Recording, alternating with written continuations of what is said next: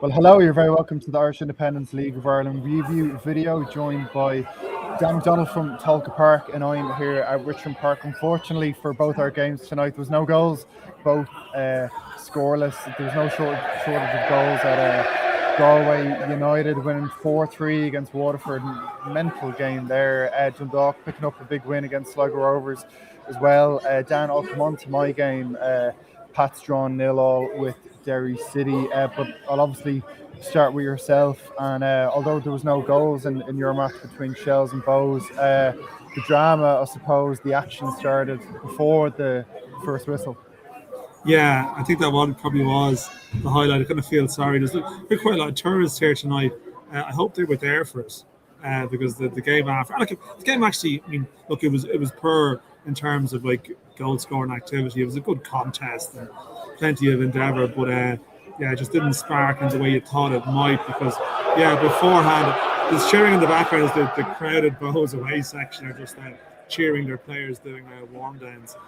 So just looking for something to cheer. But beforehand, what happened was it was actually down in that end where the Bows players were warming up at the other side of the pitch. They went down to applaud their own fans. I think what happened is that a couple of Shell staff tried to remember the Shell's back room, try to hit a ball in their direction, I think. And it sort of ignited from there, a bit of shoving and pushing. And the staff seemed more energised than the players by some of it. And then there was a bit of a round two then as they were going off before the game with Alan Reynolds and Dave McAllister, Shell's assistants. So a bit of previous between the staff would be well documented. Alan Reynolds had that altercation when he would hit the Damien Duff's office before a game here in 2024. Duff may be gone, but the tensions between the staff remains. But that was beforehand. We'll see what happens. I mean, might come up in the post match, but I don't know what people won't want to dwell on it too much. If there'd been loads of stuff that happened in the game, maybe we wouldn't be talking about it. But I felt in the 90 minutes, Bows probably the better side without necessarily creating a whole lot of chances. Shells, they have had the 4 games in 10 days, and they've had a tough one on Friday. Some suggestion might be a few players unwell in the camp, but Bows, look, I haven't seen Bows since the opening day in the flesh. You can see they're a much improved side, resolute at the back, and plenty of energy just in how they played, albeit on a night where they lacked a little bit of quality when it really mattered. Yeah, well, Dan, it was scoreless here as well across the River Liffey, but then again, you said Bows were looked more likely to find a winner there, and it was Pats who looked far more likely to find a winner here. I think there wasn't much to separate the teams first 20 minutes. Pats really found their rhythm then, and I think Pats just were everything Derry weren't tonight. Played with an edge, played with a tempo, played with a real confidence, and obviously a team who really looked like they were on 4 wins in a row, looking for their 5th. Couple of their attacking threats, couple of chances either in either half, but just for Derry, like you were saying in the match report, it's a point on the board, but it'll do little to kind of to help the mood, I suppose, around the Brandywell at the moment. Tiernan Lynch really looking for a response from his side tonight, and they just didn't really lay a glove. Kind of few half chances, didn't really lay a glove on St. Pat's at all. Nicky Duffy being taken off for 25 minutes ago. There was a couple of visiting people from Derry's perspective in the press box here in total disbelief with that decision, part of a quadruple change. Tiernan Lynch trying to add a spark, a badly needed spark. It just never came from his side. I think Pats will be... Did they have 12 players on the pitch? They had 12 players on the pitch after. That was like, I've never seen anything like that at a match before in my life. Quadruple change, as I said, game kicked back off then. Within about 5 seconds, all the fans here, like every single one, stood up, roaring, screaming. Pat's bench incensed.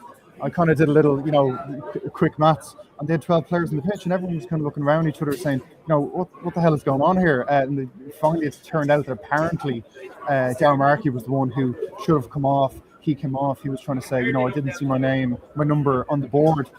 He was booked for his complaints. I'm not sure about that one. I should say as well, Pat's denied a penalty in the second half as well. 50-50 call.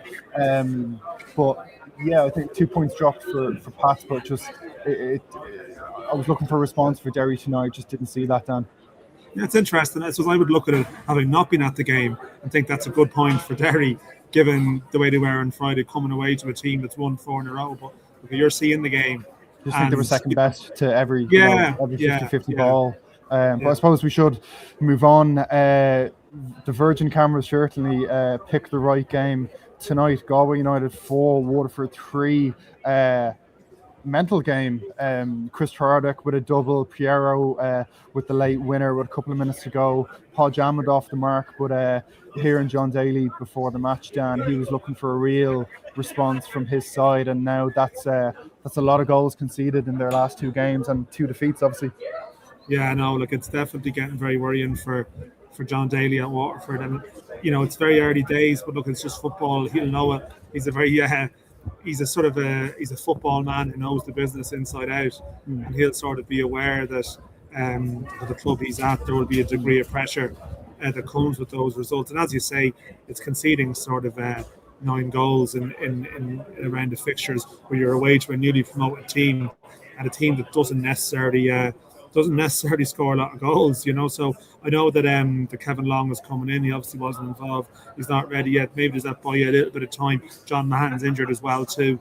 But yeah, I mean, it's funny. I was looking at the fixtures beforehand and seeing what the TV game was. Virgin. They are going around the grounds, probably ticking boxes to a degree.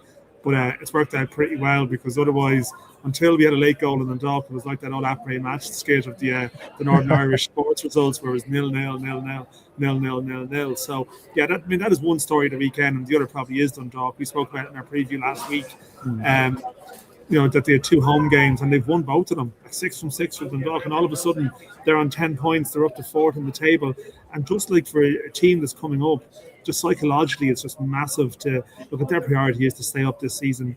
I'm sure they'll have to talk about going higher now, but in reality, like, that club just needs to stabilise itself again, and even at a very early stage, just have a nice 6-point cushion to second from bottom and 8-point cushion to the bottom.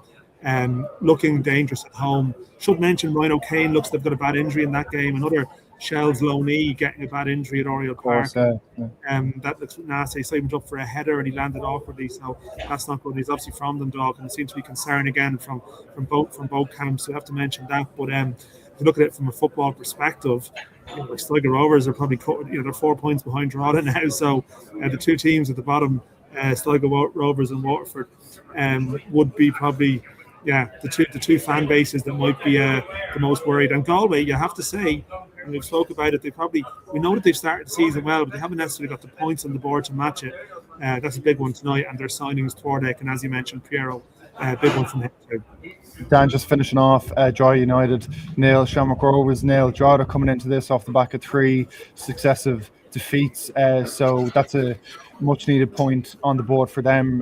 Rovers have found Shelbourne Park a tricky venue in the last couple of years, and they found it tricky tonight as well. Yeah, no, I think that's a really good result for Drogheda. Look, I'm not really sure the flow of that game. The odd stoppage I tried to watch, I saw Adam Brennan a good chance. See Rovers again rotate. They got Asamoah involved tonight. But I think Drogheda coming off the back of, they conceded some bad goals, like sloppy goals late on at Pats that looked out of character. You would assume to be 0-0 at home to Shamrock Rovers, you need to be plugged in as you would expect from them. So I suppose, Shamrock Rovers, not necessarily a great result for them, although they've had difficulties up there, but they'll come in after, and they haven't lost ground on anybody. So yeah, just write it off. It is early season. You have these Monday games. Some teams it's the 4th game in 10 days. Shells and Rovers certainly in that case, and just for others, you just have games at this time that are like that. That the quality can be average, and the early season exertions take their toll. So you can't read too much into them. But probably a much better result for Drogheda that. On the last couple of years, Stephen Bradley's always, said we do come good eventually. A couple of weeks into the season, there'll be no concerns there at all. But for now, Dan, I'll leave it there from Tolka Park and from Richmond Park. Thanks for watching. You can follow all the latest League of Ireland reaction to tonight's Monday night round with the Irish Independent.